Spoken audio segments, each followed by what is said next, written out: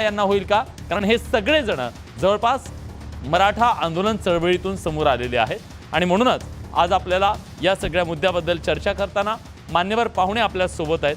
आपल्या सोबत या चर्चेमध्ये सहभागी होण्यासाठी योगेश केदार आहेत, जे या सगळ्या मराठा आंदोलनाच्या आरक्षण आंदोलनाच्या चळवळीत होते. आपल्या सोबत ते आता धाराशिवमधून उमेदवार आहेत. आपल्यासोबत थोड्याच वेळात ज्योती मेटे या बीडमधून उमेदवार आहेत, त्यासुद्धा आपल्यासोबत जोडल्या जाणार आहेत. आपल्यासोबत योगेश केदार यांच्याबरोबरच पूजा मोरे सुद्धा आहेत, ज्या गेवराईमधून प्रस्थापितांना आव्हान देत आहेत. एक विस्थापित सामान्य कुटुंबातली ही तरुणी जी चळवळीतून समोर आली आणि आज त्या उमेदवार म्हणून मैदानात आहेत गेवराईमधून. आपल्यासोबत केशव घोणसे पाटील राजकीय विश्लेषक असतील आणि आपल्यासोबत आता जोडले गेलेले आहेत संजय वरकड सर, ज्येष्ठ पत्रकार, राजकीय विश्लेषक. सर, तुमचं सुद्धा स्वागत आहे. पण मी या चर्चेची सुरुवात करणार आहे ती म्हणजे पूजापासून करणार आहे. पूजा, जेव्हा या महाराष्ट्रामध्ये मराठा आंदोलनाच्या चळवळीला म्हणजे विशेषतः मूक मोर्चांना सुरुवात झाली तेव्हापासून आम्ही तुम्हाला एक लेख म्हणून बघतोय, त्या चळवळीतून आलेलं बघतोय. पण तुम्ही या मैदानात आज प्रस्थापितांच्या विरोधात आहात. तुम्ही स्वराज्य पक्षाकडून आता उमेदवार म्हणून तिथं घेतले, पहिल्यांदा अपक्ष तुम्ही होतात. या चळवळीचा, मराठा आंदोलनाच्या या चळवळीचा तुम्हाला फायदा होतोय, कारण तुम्ही मुळात का मैदानात उतरलेले आहात ते सांगा. खरं तर ही मराठा क्रांती मोर्चाची चळवळ निर्माण झाली ती प्रस्थापितांच्या विरोधामध्ये बंड करायचा म्हणून. कारण की जे प्रस्थापित नेते त्यावेळेस सभागृहामध्ये बसलेले होते आणि कोपर्डी सारख्या भगिनीवर बलात्कार झालेला होता, त्यावेळेस एकही जण त्याच्यावर बोलायला तयार नव्हता आणि म्हणून प्रस्थापितांच्या विरोधातला राग रस्त्यावर उतरला. आणि मुळात आम्हाला हे कळून चुकलं की ही जातीभेदाची लढाई नाहीये, तर ही प्रस्थापितांच्या विरोधातली लढाई आहे. आज मनोजदादा जरांगे पाटलांनी अपक्ष उमेदवार उभा करायचे नाहीत ही भूमिका घेतल्याच्या नंतर आमच्यासारख्या तरुणांच्या मनामध्ये एकच विषय होता की अरे, ही अपक्षांपुरती ही लढाई नाही, तर ही प्रस्थापितांच्या विरोधातली लढाई आहे. दादांना वाटलं असेल की अपक्ष उमेदवार उभा करून मतांचं ध्रुवीकरण होतंय, परंतु स्थानिक लेवलला आंदोलन चालू असताना अनेक प्रस्थापित नेत्यांनी या आंदोलनाकडे पाठ फिरवली होती आणि म्हणून आज ही लोक सैराभेर झालेली होती. अनेक कार्यकर्ते जे वर्षानुवर्षे पिढ्याने पिढ्या त्यांच्याकडे गुलामगिरी करत होते, त्या आंदोलनाच्या निमित्तानं त्यांच्यामध्ये स्वाभिमान जागृत झाला आणि त्यांनी पक्षाचे झेंडे सोडले. असा मोठा मतदार प्रत्येक मतदारसंघामध्ये, आणि त्यांना अपेक्षा आहे की कुणीतरी विस्थापितांचा चेहरा समोर येईल, त्यांचं नेतृत्व आम्ही असं पुढे करतोय. आणि मला असं वाटतं की या आंदोलनामध्ये प्रचंड मोठी ताकद आहे. सर्वसामान्य चळवळीतले लेकरं ही सभागृहामध्ये पोहोचवण्याची, जशी 1995 ला परिस्थिती होती, सामान्य शेतकऱ्याचे, टपरीवाल्यांचे, रिक्षावाल्यांचे मुलं त्यावेळेस आमदार झाले, तर त्यावेळेसची परिस्थिती आजही आम्हाला मतदारसंघामध्ये दिसते. तालुक्यामधले प्रस्थापित राजकारणी गावामध्ये गेल्यानंतर गावातले सर्वसामान्य शेतकरी त्यांना नमस्कार सुद्धा घालत नाही, उलट दारं लावून घेतात. पण आमच्यासारखे नवखे मुलं आज गेल्यानंतर कुठल्याही प्रकारचा कारखाना नसताना, कुठल्याही प्रकारची संस्था नसताना सुद्धा ते आमचं स्वागत करताय. मला वाटतं ही परिवर्तनाची नांदी आहे. या आंदोलनाने तरुणांमध्ये एक स्वाभिमान जागृत केलेला आहे, जनतेमध्ये एक स्वाभिमान जागृत केलेला आहे आणि नवख्या उमेदवारांना लढताना नक्कीच त्याचा फायदा होणार आहे. ठीक आहे. आपल्यासोबत आणखीन एक उमेदवार आहेत, योगेश केदार. योगेश, तुम्ही कालपर्यंत या सगळ्या आंदोलनाची, चळवळीची भूमिका मांडत असताना तुम्ही सुद्धा आता उमेदवार म्हणून मैदानात आहात. एक आंदोलक म्हणून मैदानात असणं आणि एक उमेदवार म्हणून मैदानात असणं, तुम्हाला मराठा समाजाच्या चळवळीचा किती फायदा होतोय का? आणि तुमची भूमिका काय या मैदानात उभं राहत असताना? मुळात मराठा समाजाची ही जी आरक्षणाची लढाई आहे आणि ही ओबीसी मधून आरक्षणाची भूमिका ही महाराष्ट्रानं स्वीकारावी.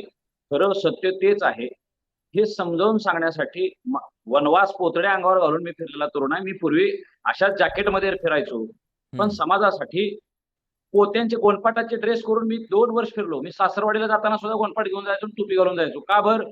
मराठ्यांचा वनवास सुरू आहे. हा वनवास मिटवायचा असेल तर आपल्याला ओबीसी मध्ये आरक्षणाची भूमिका स्वीकारावी लागेल.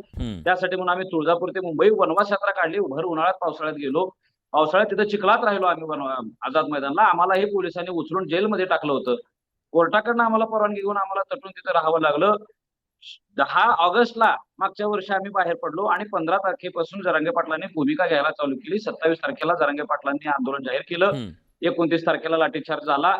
लाठीचार्ज झाल्यावर आपल्या महिलांना, जसं आता आमच्या ताईंनी बोलल्या, पूजा ताईंनी, की कोपर्डीच्या घटनेनंतर मोठा उद्रेक झाला, तीच घटना, तशीच घटना लाठीचार्ज झाल्यानंतर मराठे जोपर्यंत पुरुषांवर अत्याचार होतोय, तरुणावर अत्याचार होतोय, तोपर्यंत बाहेर पडत नाहीत. महिलांवर लाठीचार्ज झालाय म्हटल्यानंतर आता मराठे बाहेर पडणार. ही शाश्वती जेव्हा झाली आणि ती सुदैवानं जरांगे पाटलांची आंदोलन झाली. पहिला माणूस आहे मी महाराष्ट्रातला की स्वतः पुढारपणात असलेला, स्वतः मराठ्यांना जागा करत फिरत असलेला. हजारोंच्या सभा माझ्याही व्हायला सुरू झालेल्या होत्या. पण ज्यावेळेस लाठीचार्ज झाला, मी माझं सगळं माघारी घेतलं आणि मनोजदादांच्या पाठीमागे उभा राहिलेला मी तरुण आहे. त्या दिवशीपासून ते आजपर्यंत मी मनोजदादांना साथ दिली. मधल्या काळात मी पण ते तुमच्या सोबत माझी आहेत का? भूमिका होती. हा, तेच सांगतोय, त्याच्यावर जायचंय मला. मधल्या काळात मी एक भूमिका घेतली की माझं असं म्हणणं सुरुवातीपासून होतं की आपल्यापेक्षा जर योग्य नेतृत्व मराठा समाजाला भेटलं, ज्या दिवशी भेटल आणि ओबीसी मधल्या आरक्षणाची भूमिका स्वीकारल, त्या दिवशी योगेश केदार पाठीमागे जाईल आणि येणाऱ्या नेत्याच्या सोबत उभा राहील. त्यांना ताकद द्यायचा प्रयत्न करा. माझी जेवढी अवकात असेल तेवढं निष्ठेनं मी आजपर्यंत राहिलो. मागच्या वेळेस आम्हाला ज्यावेळेस जरांगे पाटलांच्या इकडनं संकेत यायला चालू झाले, तिथले आले की आपल्याला अरे समाजासाठी पुन्हा एकदा एकत्र यायचं. मी पक्षात गेलो होतो 6 महिन्यापूर्वी, पण पक्षाचं सुद्धा लाथ मारून मी शिवसेनेचा प्रवक्ता झालो होतो एकनाथ शिंदे साहेबांचा. ज्या शिंदे साहेबांचं कौतुक जरांगे पाटील करताना थकत नाहीत, कायम ज्यांच्यावर विश्वास ठेवला त्यांच्यासोबत राहून समाजाचे काम 6 महिने केलेत. अनेक कुणबी नोंदी काढून देत असताना अडचणीला सोडवले. अनेक लोकांच्या पोरांच्या गुन्हे येत होते, त्यांना अडवलंय. सरकारमध्ये राहून मराठ्यांचा सुद्धा आवाज बुलंद करता येऊ शकते पक्षात राहून. जसं छगन भुजबळ साहेब करतात, जसं गोपीचंद पडळकर करतात, तसं मराठ्यांचं सुद्धा कोणीतरी बोलणार आहे होऊ शकतं. ही सिद्ध करून दाखवलं मी. आणि ज्यावेळेस 15 तारखेला आलं, राजीनामा देऊन मी जरांगे पाटलांकडे गेलो. समाजाच्या यासाठी एकत्र यायचं आहे. आज गरज आहे आपल्याला समाजाला, तरुणांची. हे हात ज्यावेळेस आली त्यावेळेस आम्ही पक्ष सोडून दिला. जे अमित शहा बोलले होते की बघून घेतील, अरे अमित शहाना सुद्धा धडा शिकवायसाठी आमची तळमळ जिद्द होती. गाव पातळीतला प्रत्येक मराठा चिडून उभा होता. त्या तळमळीसाठी आम्ही सगळं सोडून गेलो. जरांगे पाटील उमेदवार उभा करणार आहे. समाजाला विचारलं जरांगे पाटलांनी की आता उभा करायचा का पाडायचा आहे. समाजानं म्हटलं आता पाडणं नाही. लोकसभेला आम्ही पाडलं, एक माणूस आमच्याकडे आम्ही उभा राहिला नाही. आमची बाजू सुद्धा कोणी ओबीसी मधली भूमिका घेतली नाही. केवळ जरांगे पाटलांना सपोर्ट आहे, केवळ मराठा आरक्षणात सपोर्ट आहे असं म्हणून चालणार नाही. तर मराठ्यांची ओबीसी मध्ये आरक्षणाची भूमिका हे घेतील असं वाटलं होतं. एकाने घेतलं नाही. ती चीड असल्यामुळं सगळ्या मराठ्यांनी सांगितलं जरांगे पाटलांना की आता आपला मागच्या वेळेस लोकसभेत भ्रमनिरास झाला, आम्ही कोणाला तरी पाडा म्हटलं आणि निवडून आणलं. आता आपले पोरं करा. भाजप चुकीचं आहे, भाजप नको आपल्याला, काँग्रेस नको आहे, राष्ट्रवादी नको आहे, तर आपल्या समाजातले तरुण पोरं पाठवा सभागृहात. मग ह्या वेळेस जरांगे पाटलांनी समाजाची भूमिका मानून ती उमेदवार द्यायची तयारी केली. आम्ही उमेदवारी अर्ज भरल्या. अहो, महाराष्ट्रातल्या कानाकोपऱ्यातल्या सामान्य पोरांनी कर्ज काढू काढू शेतं विकून बेबाक्या सादर केलेले आहेत. उमेदवारी अर्ज भरल्या. अरे आपल्या समाजाचे अर्ज कमी आले तर समाजाचा अपमान होईल म्हणून सगळ्यांनी आंदोलन म्हणून अपक्ष उमेदवारीकडे सुद्धा बघितलं. ठीक आहे, पण आता तुम्ही मैदानात आहात, तुम्ही उमेदवारी मागे घेतली की मैदानात आहात? हा, मग ज्या दिवशी माघारी घ्या म्हटले, आम्ही सुद्धा माघार घ्यायला निघालो होतो. पण बीड मध्ये आपल्या काही बांधवांनी फोन केला की काही जरांगे पाटलांनी आज माघार घ्यायची, रणांगणातून माघार निघायची तयारी केली. मराठ्यांना लढायची सवय आहे. अरे पाटील लढोगे और लढोगे. त्यावेळेस पानिपतच्या मैदानात म्हटलं होतं लढे बचेंगे तो और भी लढेंगे. लढणारी औलाद आमची, आम्ही हार जितीची चिंता करणारी माणसं नाही. पण तरी पाटलांचा आदेश घेऊन आम्ही निघालो होतो. प्लीज एक मिनिट. पण ज्या दिवशी आम्ही निघालो सगळ्यांचे फोन आले, स्वतः छत्रपतींचा मला फोन आला.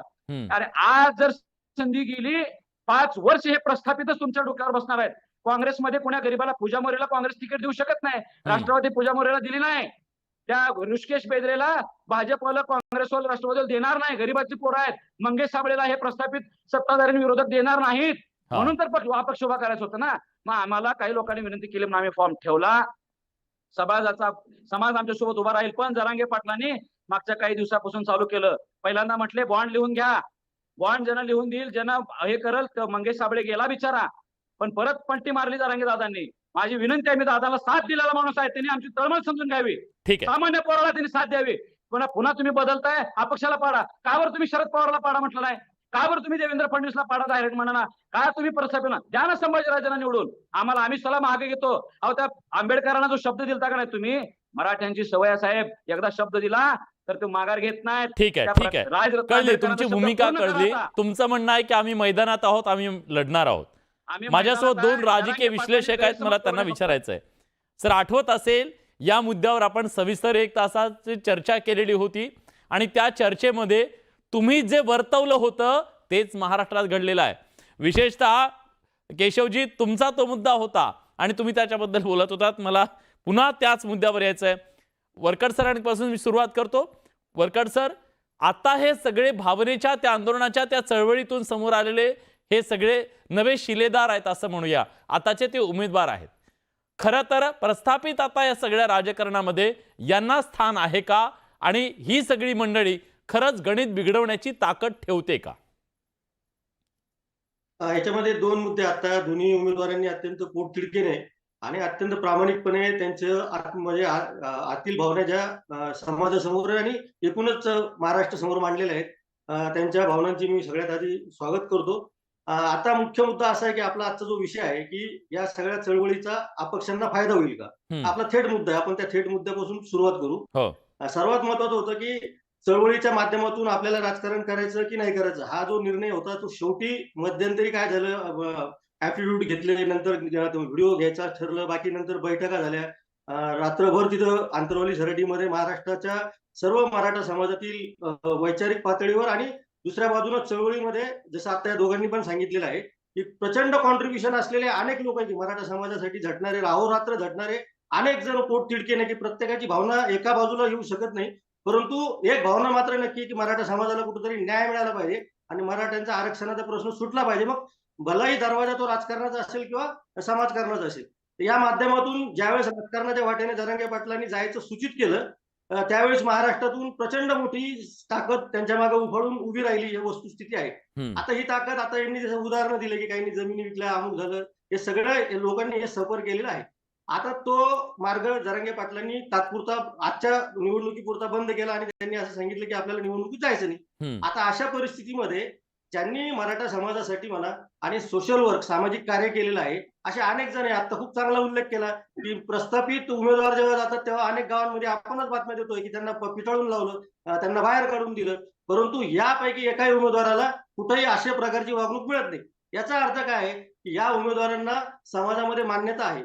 दुसरं, यांच्या बाजूनं आता माध्यमांमधून जर आपण भूमिका घेतली नाही तर मग मात्र राजकारणामध्ये काही ठराविक लोकांच्याच आपण घराणीशावर चर्चा करायची की इथून पुढच्या काळात 17-18 आपण त्याच लोकांची नावं घ्यायची का चर्चेमध्ये, हा सुद्धा मुद्दा होतो. त्यामुळे नवीन माणूस जर राजकारणामध्ये भूमिका घेऊन येत असेल, जरी जरांगे पाटलांनी ठरवलं की मराठा चळवळीला राजकारणाचा वापर करू द्यायचा नाही, मला या मार्गाने जायचं नाही, तरी त्यांच्या चळवळीमध्ये अशा अनेक कार्यकर्ते जे स्वतःच्या हिमतीवर जाऊन निवडणूक लढवत आहेत आणि ते म्हणतायत की आम्हाला समाज सपोर्ट करेल, तर त्यांचा मला असं वाटतं की त्यांच्या या भूमिकेचं स्वागत करायला पाहिजे. कारण त्यांच्या मतदारसंघातील मतदार हे ठरवणार आहेत की त्यांनी मतदारांसमोर कुठल्या पद्धतीचं नेमकं आश्वासक चित्र निर्माण केलेलं आहे आणि मतदान पेटीमध्ये त्यांना मतदार कौल देणार आहेत. अशा परिस्थितीमध्ये त्यांना आता आडकाठी होईल अशा पद्धतीची भूमिका चळवळीच्या माध्यमातून होऊ नये असं माझं स्पष्ट मत आहे.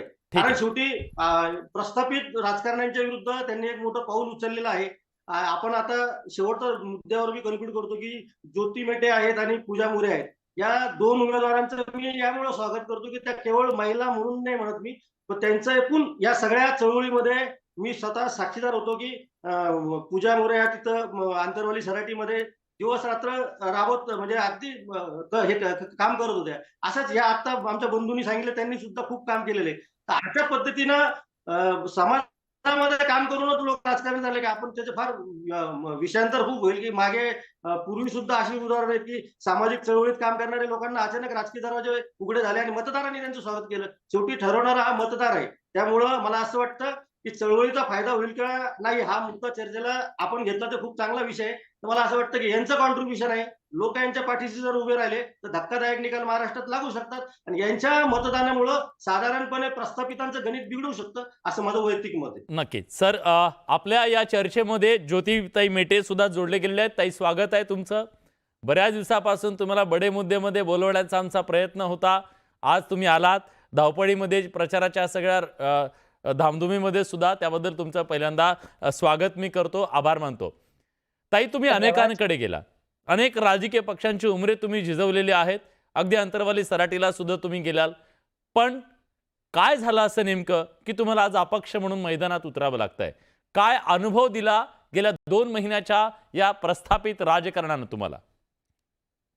एकतर अनुभवाचं म्हणाल तर प्रत्येक गोष्ट ही आपल्याला काही ना काही शिकवून जात असते. त्यामुळे आमच्या पुंजीमध्ये त्याची मोलाचीच भर पडलेली आहे.